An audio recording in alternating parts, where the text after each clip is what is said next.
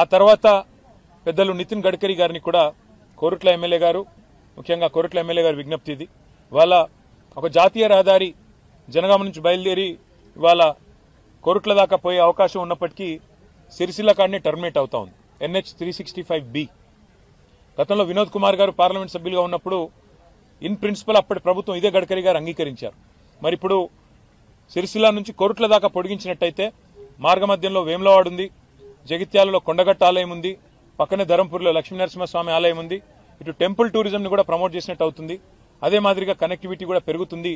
కాబట్టి NH 365Bని మధ్యమానేరు జలాశయం మీదుగా రాజరాజేశ్వర సాగర్ ఏదైతే ఉందో దాని మీదుగా ధవళేశ్వరంలో ఎట్లయితే రోడ్ కమ్ రైల్ బ్రిడ్జ్ కట్టినారో అట్లాగే మిడ్ మానేరు మీదుగా కూడా ఒక రైల్ కమ్ రోడ్ బ్రిడ్జ్ కట్టి వేములవాడ మీదుగా కోరుట్ల దాకా తీసుకుపోయి అక్కడ NH 63 వస్తుంది, దానికి కలపండి అని చెప్పి కూడా గడ్కరీ గారిని కోరాము.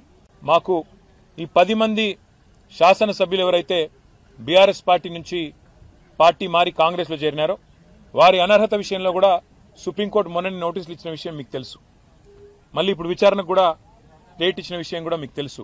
ఆ విషయంలో కూడా ఇప్పుడు మా పార్టీ యొక్క నాయకుల బృందం మా న్యాయవాదులను కూడా కలుస్తున్నాము. కలిసి దీన్ని ఇంకా స్పీడప్ చేయడానికి ఏం మార్గాలు ఉన్నాయి, ఏ రకంగా ఈ పార్టీ మారిన వారి మీద వేటు పడాలి, ఉప ఎన్నికలు రావాలని ప్రజలు కోరుకుంటున్నారు, ఆ విషయంలో కూడా తప్పకుండా పార్టీ పరంగా కూడా ఫాలో అప్ చేస్తాము. ఈ 3 కార్యక్రమాలు ఇవాళ వీటి కోసమే వచ్చాం. తర్వాత సాయంకాలం తిరిగి హైదరాబాద్కి వెళ్ళిపోతున్నాం. మీడియాలో చూశాను నేను 3 రోజులు ఇక్కడే ఉంటున్నానని, నాకే తెలియదు. సాయంత్రం ఫ్లైట్ బుక్ అయి ఉంది కాబట్టి బయలుదేరి వెళ్ళిపోతున్నాను. Thank you.